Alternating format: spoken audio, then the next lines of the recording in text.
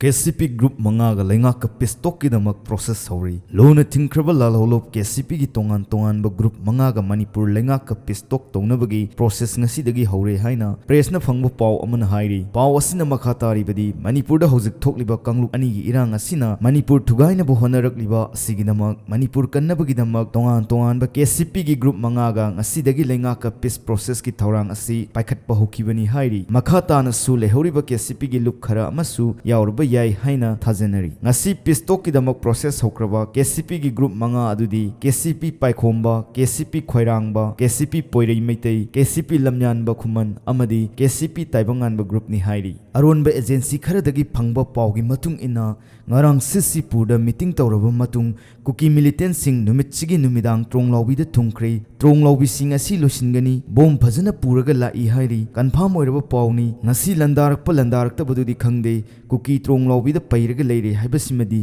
sumle haiduna maikai kaya dagi paw phongnarakli maikai ni pika subi bana ngai bado nai ha dira ha nei thong phajan le ga da khatani ba Komun ga diga ni ha komun ga diga ni maikai ni pika subi ga ni nang thagal la sa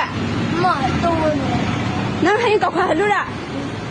nang se lai phong ge ra nang kai ja din hai ro muslim jamana ye nang kai ni maikai ni pika subi ga ni hai ge thagal lo ra na nang ya sida akhoi paisa yaubra akhoi je yauja to ya dum chata nubi hal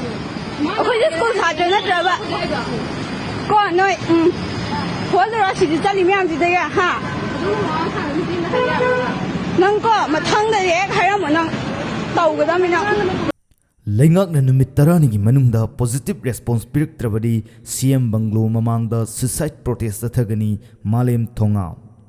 Manipur da thokliba irang asibu loisinduna santi puruknabagi matangda tongan ba demand ki yaga loinana malem thongam na leingak ki mathakta sangsilakliba khongjang makhata na ngasi lamlong kaithelda khongjang changsinkhri khongjang adudam lakliba numit tarani asigi manungda leingak na positive oiba response amat piraktrabadi CM bungalow mamangda suicide protest athagani haina akan wafum thamkhri malem thongam na makhata na haikibada tha asigi kunda Bisnupur district ki deputy commissioner malem thongna pisin khiba memorandum amada Manipur thugaina ba achawal role loriba kuki MLA taragi mathakta leingakna numit 15 gi manungda chapchaba action lokhatrabadi suicide tawgani haina laukthokkiba numit adudagi parga ngasi numit 5 mapung fare numit 5 sura fogwa leingakna positive response pirakpa leitri adubu numit 5 haujin khrabasu tampaki district sing da chatlaba matungda youth chingaloina na khongjang changsin kani haiki